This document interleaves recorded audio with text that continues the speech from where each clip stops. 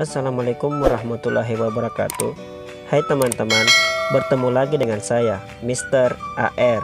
Nah, pada video kali ini saya akan menepati janji saya. Iya, janji. Sombong amat. Nah, janji apakah itu? Janji yang ini. Pertanyaan kedua adalah, berada di mana hara di dalam tanah? Atau istilah kerennya yaitu, di mana tempat nongkrongnya itu hara, atau tempat mangkalnya, atau tempat kuliahnya. Maksudnya tempat kuliarannya. Nah, pada video kali ini saya akan membahas jawaban dari dua pertanyaan tersebut, termasuk juga pembahasan mengenai jawaban dari video saya yang sebelumnya, yang ini. Nah, pemberian pupuk NPK secara berlebihan juga akan mengakibatkan terjadinya pemborusan energi. Jawaban dari pertanyaan tersebut akan saya jawab di next video, termasuk jawaban dari pertanyaan kenapa bisa tanaman mengalami keracunan unsur hara mikro, sedangkan di tanaman itu memiliki satpam atau memiliki unsur Ca yang mengatur keluar masuknya unsur hara dari dalam tanaman. Oke, tanpa berlama-lama lagi, mari kita menuju ke PPT. Namun sebelum itu, teman-teman silakan bikin kopi dulu dan ambil cemilannya, karena sebentar lagi kita akan menuju ke dunia alam bawah tanah. Ya, sama seperti gerakannya teman-teman, gerakan bawah tanah, tapi ujung-ujungnya kita jadi teman saja. Atau saya sudah anggap kamu sebagai kakak aku. Ku menangis. Nah, oke. Sebelum kita mengetahui tentang keberadaan hara di dalam tanah, terlebih dahulu kita harus mengetahui tentang tanah sebagai sistem 3 fase. Apa itu tanah sebagai sistem 3 fase? Tanah sebagai sistem 3 fase yaitu tanah yang terdiri atas fase padat, fase cair, dan fase gas. Bukan gas yang ini, sorry. Nah, ini baru fase gas yang betul. Nah, jadi yang namanya gas kan tidak berwarna. Jadi untuk membantu dalam mengimajinasikannya, kita beri dia dalam lingkaran merah. Oke, lanjut. Nah, di fase padat tanah itu terbagi menjadi dua. Ada yang anorganik, yaitu mineral, dan ada yang organik. Yang anorganik terdiri atas pasir, debu, dan liat, dengan ukurannya masing-masing yaitu pasir sebesar 2,00 sampai 0,05 mm, debu yaitu 0,05 sampai 0,002 mm, dan clay yaitu di bawah 0,002 mm. Sementara yang organik terdiri dari beberapa jenis ukuran. Yang terbesar yaitu serasa yang dapat dilihat oleh mata, dan yang terkecil yaitu humus yang tidak bisa dilihat oleh mata atau seukuran koloid. Nah, proporsi dari tanah itu sendiri adalah 45% bahan mineral, 25% cairan, 25% gas, dan 5% bahan organik. Di dalam tanah, visualisasi 3 fase tanah kira-kira seperti ini. Ada padatan yang berwarna coklat, kemudian diselubungi oleh fase cair, atau dalam kimia tanah atau kesuburan tanah itu disebut larutan tanah. Kemudian di antara fase cair dan fase padat itu ada fase gas. Nah, secara keseluruhan kira-kira kenampakannya seperti ini. Seperti yang saya jelaskan sebelumnya, bahwa padatan tanah itu terbagi atas beberapa jenis ukuran. Padatan-padatan tanah di dalam tanah tersusun secara tidak beraturan. Di antara padatan-padatan tanah tersebut terdapat ruang atau celah yang di dalam istilah ilmu tanah dikenal sebagai ruang pori atau pori tanah. Pori tanah tersebut diisi oleh air dan udara. Apabila tanah jenuh air, maka seluruh pori tanah akan terisi air dan tidak ada lagi udara di dalam pori tanah. Mungkin saja ada, hanya saja jumlahnya itu hanya sedikit, yang kemudian dianggap nol. Nah, ini adalah ilustrasi atau gambaran mengenai keberadaan hara di dalam tanah. Mungkin saya jelaskan dulu mengenai keterangan gambar di samping, karena kedepannya gambar ini yang kemudian akan terus digunakan sebagai ilustrasi. Nah, yang paling kanan yang berwarna coklat itu adalah akar, kemudian rambut akar, kemudian larutan tanah, kemudian ada hara yang berada di larutan tanah yang dilingkari dengan lingkaran merah. Nah, setelah itu ada hara-hara yang terjerap di permukaan mineral, dan ada mineral itu sendiri. Nah, jadi keberadaan hara di dalam tanah atau tempat gaulnya hara atau tempat nongkrongnya hara di dalam tanah, yaitu berada di larutan tanah dan permukaan mineral. Nah, di larutan tanah itu si hara-hara itu kuliah atau kuliaran, maksudnya keliaran. Sementara hara yang ada di padatan tanah tidak kemana-mana, ya di situ saja nongkrong. Nah, untuk lebih jelasnya, saya akan jelaskan pada slide selanjutnya mengenai status hara di dalam tanah. Nah, mengenai status hara di dalam tanah, itu ada 3. Ada menikah, berpacaran, dan rumit. Itu sih status anak-anak alay yang ada di Facebook. Nah, jadi berbicara tentang status hara yang ada di dalam tanah, itu terdiri atas 3, yaitu tersedia untuk tanaman, kurang tersedia untuk tanaman, dan tidak tersedia untuk tanaman. Jadi hara-hara yang tersedia untuk tanaman atau yang dapat langsung diambil oleh tanaman itu berada di larutan tanah. Dan hara-hara yang terjerap di permukaan mineral ada yang kurang tersedia untuk tanaman dan ada yang tidak tersedia untuk tanaman. Nah, jika kita mengibaratkan bahwa hara itu adalah makanan dan tanaman itu adalah manusia, maka hara yang berada di larutan tanah itu dapat diibaratkan sebagai makanan yang berada di dalam piring yang dapat langsung dimakan oleh manusia, atau istilahnya orang Makassar, langsung dikipas itu barang. Nah, hara yang berada di permukaan mineral atau kurang tersedia untuk tanaman yang berada di lingkaran kuning pada gambar itu dapat diibaratkan sebagai makanan yang berada di dalam lemari makanan, akan tetapi lemarinya itu terkunci. Jadi untuk mendapatkannya itu butuh proses. Atau dengan kata lain, tanaman untuk mendapatkan hara tersebut itu butuh proses atau dibuka dulu kuncinya. Nah, kuncinya yaitu salah duanya adalah air dan bahan organik.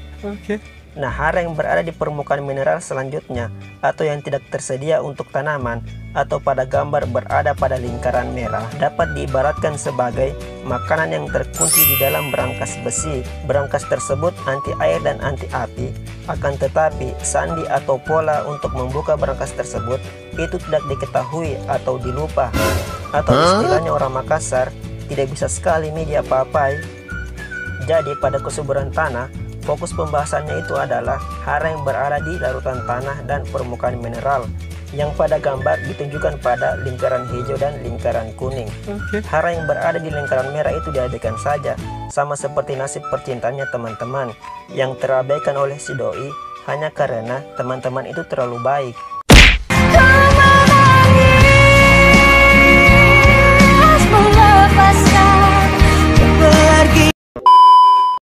Nah, biasanya kalau makanan berlebih itu akan dibuang. Kalau tidak dibuang akan disimpan di dalam lemari. Nah, unsur hara juga seperti itu. Jika unsur hara di tanah berlebih karena pemupukan, maka hara-hara yang tidak diserap oleh tanaman itu kalau tidak terbuang, atau yang saya katakan di video saya sebelumnya itu leaching atau pelindihan, sisa-sisa hara itu juga yang tidak terserap oleh tumbuhan itu akan terjerap di permukaan mineral. Nah, inilah yang saya katakan, penggunaan pupuk berlebihan itu bisa mengakibatkan pemborosan uang dan pemborosan energi. Kenapa pemborosan uang? Kan pupuk itu dibeli menggunakan uang, sementara di tanah itu penggunaannya tidak efisien atau tidak sebanyak yang digunakan untuk memupuk. Kenapa juga saya katakan pemborosan energi? Kan bahan baku yang digunakan untuk membuat pupuk itu berasal dari alam. Nah, jika kita memupuk secara berlebihan, sementara penggunaannya di tanah pun tidak efisien, maka bahan baku yang digunakan untuk membuat pupuk itu akan cepat habis. Sementara sebagian besar bahan-bahan yang digunakan untuk pupuk tergolong dalam sumber daya alam yang tidak dapat diperbaharui.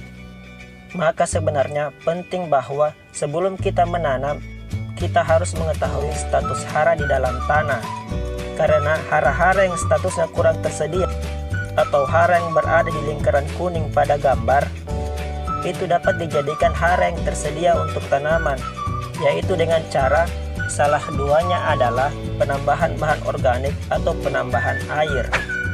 Nah, sekarang kita berlanjut mekanisme unsur hara mikro meracuni tumbuhan. Tapi sebelumnya kita ganti latar dulu untuk lebih mendramatisir suasana. Tapi saya jelaskan dulu kenapa bisa unsur hara mikro di tanah itu berlebih. Nah, jadi suatu wilayah atau daerah yang memiliki tingkat curah hujan yang tinggi, itu biasanya tanahnya bersifat masam. Sama seperti Indonesia, sebagian besar tanahnya itu bersifat masam, dikarenakan Indonesia memiliki tingkat curah hujan yang tinggi. Nah, pada tanah-tanah yang bereaksi masam tersebut, itu tinggi kandungan Al atau Fe-nya. Seperti yang saya jelaskan di video saya sebelumnya, bahwa Fe ini adalah unsur hara mikro esensial, sementara Al unsur hara mikro tapi tidak esensial.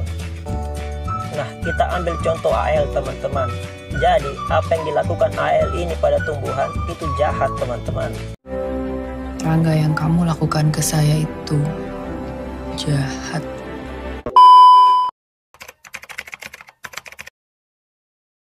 Nah, jadi karena si Al ini di tanah banyak, maka si Al ini mengepung akar dan berusaha masuk ke dalam tanaman. Pasukan Al ini berusaha masuk ke dalam tanaman dengan cara melukai akar. Selain itu juga, pasukan Al ini menyandra bahan-bahan makanan untuk tanaman, yaitu fosfat di larutan tanah.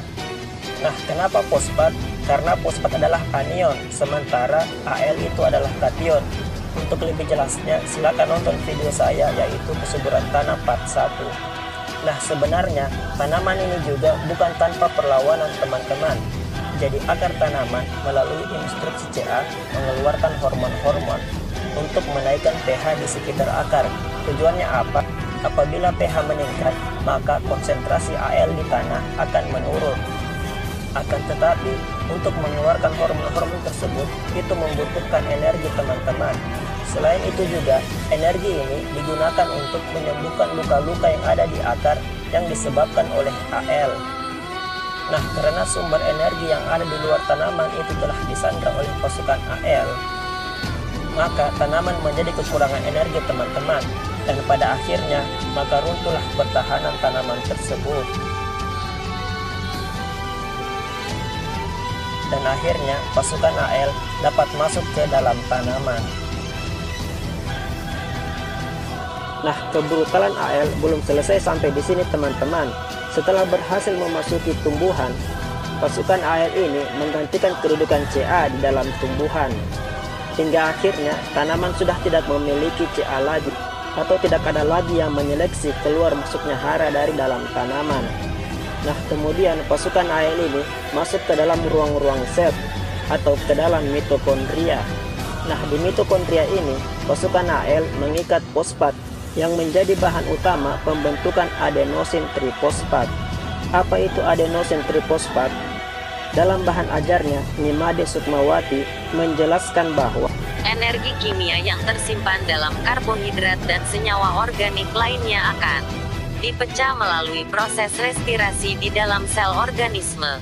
Dari proses respirasi ini akan dibebaskan sejumlah energi yang selanjutnya akan digunakan untuk membentuk senyawa dengan ikatan fosfat yang mengandung energi tinggi yang disebut adenosin trifosfat. Energi yang terdapat di dalam ikatan fosfat ATP akan keluar saat akan digunakan oleh sel untuk berbagai aktivitas kehidupan. Jika sel melakukan kegiatan, maka energi kimiawi dari ikatan fosfat akan terlepas dan berubah menjadi energi bentuk lain seperti energi mekanik untuk kerja kontraksi otot, energi listrik untuk meneruskan impuls saraf, energi sintesis untuk membangun senyawa pertumbuhan, serta sisanya akan mengalir ke sekeliling sel dan hilang sebagai energi panas. Nah, singkatnya bahwa ATP ini adalah sumber energi yang dibutuhkan untuk sel dalam melakukan aktivitasnya. Nah, ketika ATP atau adenosin trifosfat ini telah dirusak oleh Al, maka tidak ada lagi sumber energi untuk sel. Nah, tanpa energi, sel tidak dapat melakukan aktivitas, dan jika sel tidak dapat melakukan aktivitas, maka yang akan terjadi adalah kematian pada tumbuhan.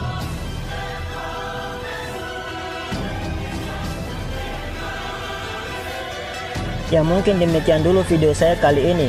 Terima kasih telah menonton. Assalamualaikum warahmatullahi wabarakatuh.